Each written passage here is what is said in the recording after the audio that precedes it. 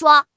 其次一问，彼此睡眠习惯如打鼾、作息相互干扰，如何妥协？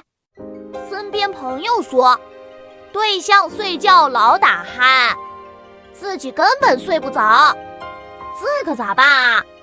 哎呀，这确实挺难受的，谁不想好好睡个觉呢？其实啊，爱就是在这些小事上相互包容。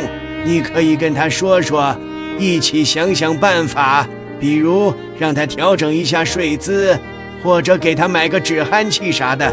咱不能因为这点小事就影响了感情呀，对吧？还有人说，自己作息规律，对象却老熬夜，每次都被吵醒，这要怎么妥协呢？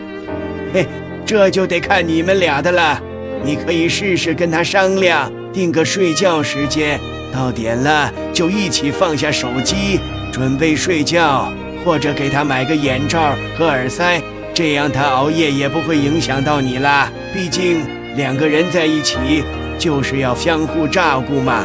那如果一方晚上要起夜，另一方很容易被吵醒，该怎么解决呢？这个嘛，起夜的时候动作轻一点，尽量别发出声音，或者在床边放个小夜灯，这样就不用开大灯了。另外也可以试试分房睡呀，只要你们感情好，分房睡也没什么的。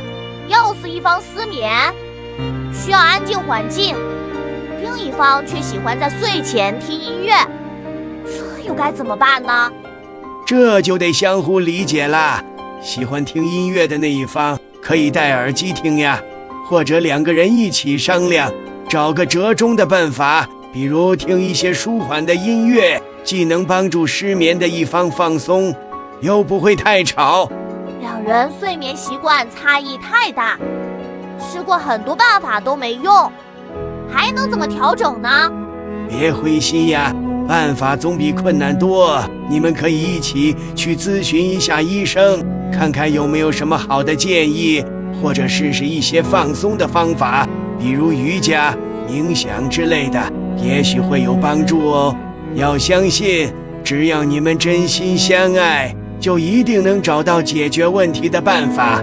关注我，为你解决生活中的小烦恼。